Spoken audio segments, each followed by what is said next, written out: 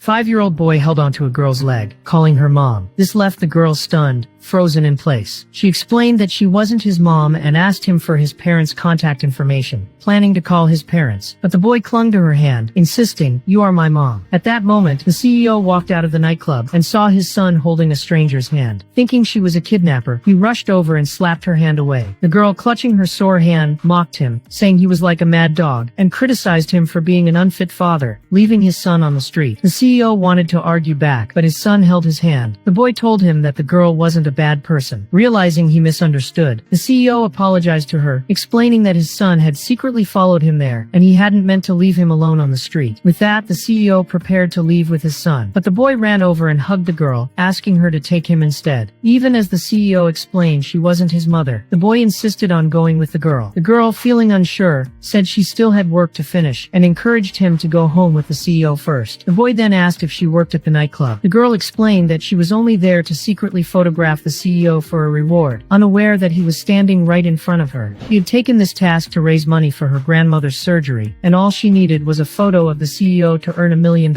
Knowing the CEO often visited the nightclub, she had been waiting outside for him to appear, but the boy's presence disrupted her plan. The girl said that now that the boy had found his family, she would continue her stakeout for the CEO. Hearing this, the CEO assumed she was only approaching him for money. At this point, the little boy said he was hungry. The CEO wanted to take him for food, but realized he had forgotten his wallet. Upon hearing their conversation, the girl handed her last bit of money to the CEO, telling him to take the boy to eat. She also wrote down her phone number, telling the boy he could call her anytime if he needed her. The next day, her supervisor wanted to fire her for not working overtime. The girl pleaded for another chance, but he made an unreasonable demand. Angered, she splashed water on him, and he fired her on the spot. The girl loudly declared that not only was there no overtime pay, but the supervisor was also guilty of harassment, and a company like this would go bankrupt sooner or later. Then she walked away confidently. Meanwhile, the boy was refusing to eat, pressuring the CEO to bring the girl back. Reluctantly, the CEO called her to ask about her thoughts, but she first received a call from her grandmother, urging her to get married. Her grandmother threatened to die if she didn't get married soon. As the girl was about to say something, the call ended. Just as she was stressing about finding someone to marry, the CEO called, asking if she'd consider being the boy's mother. Thinking of her grandmother's demand, she agreed to marry the CEO. The CEO was stunned, as he hadn't expected her to take it seriously. He was only trying to calm his son. He lied, saying he had no money, no house, and no car, hoping she'd change her mind. To his surprise, she remained resolute.